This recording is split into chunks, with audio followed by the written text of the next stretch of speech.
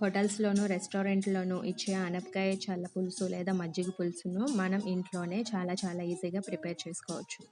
కుక్కర్లో 10 నిమిషాల్లో అయిపోతుంది. చాలా బాగుంటుంది రెసిపీ.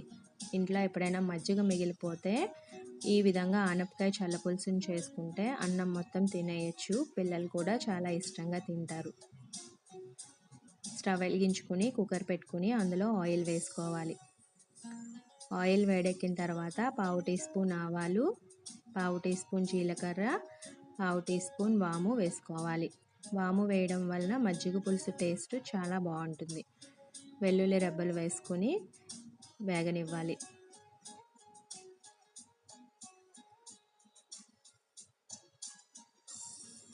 ఒక 3-4 ఎండుమిర్చి కూడా అందులో వేసుకొని వేయించుకోవాలి.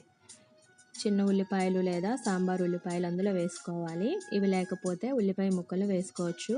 కొంచెం పెద్ద ముక్కలు వేసుకోవాలి. కరివేపాకు వేసుకొని వేగిన తర్వాత ముందుగా కట్ చేసి పెట్టుకున్న ఆనపకాయ ముక్కలను అందులో వేసుకోవాలి.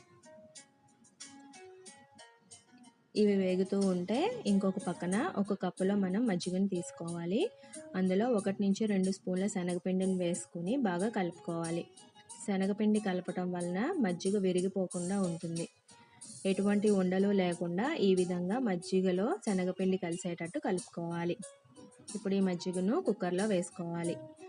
కొంచెం వాటర్ యాడ్ చేయడం వలన చిక్కగా అవ్వకుండా ఉంటుంది.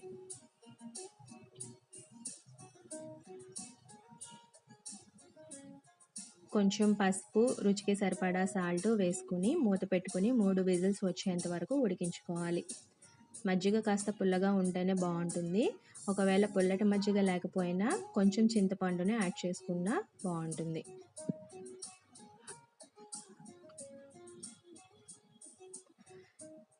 ఎంతో టేస్టీ అయిన ఆనపకాయ చల్ల పులుసు రెడీ. వేడివేడి అన్నంలో వేసుకొని తినండి. చాలా బాగుంటుంది.